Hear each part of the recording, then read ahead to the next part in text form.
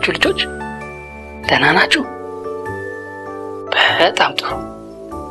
ስሜ ውሮ ይባላል። መጫወት በጣም እወዳለሁ። አሁን ከጓደኞቼ ጋር ስጫወት ቆይቼ ስለራበኝ ምሳዬን ለመብላት ወደ ቤቴ እየሄድኩ ነው። ልጆች ግን ምሳዬን ከመብላቴ በፊት ምን ማድረግ አለብኝ?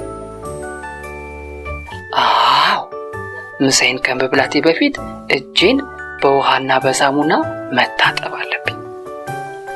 ምክንያቱም ስጫወት በእጄ ብዙ ነገሮችን ስነካ ስለነበረ እጄ ቆሽሿል፣ ብዙ ጀርሞችም ይኖርበታል። ታዲያ እጄን ሳልታጠብ ምሳዬን ብበላ እነዚህ ጀርሞች ከምግቡ ጋር አብረው ወደ ሰውነቴ ይገቡና ሆዴን ያሳምሙኛል። ስለዚህ እነዚህን ቆሻሻና ጀርሞች ከእጄ ላይ ለማስወገድ እጄን በውሃና በሳሙና በደንብ መታጠብ አለብኝ።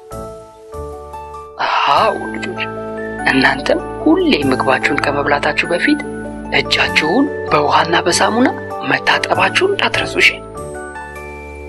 በሉ ልጆች፣ አሁን ሁላችንም እንሄድና እጃችንን በውሃና በሳሙና እንታጠብ።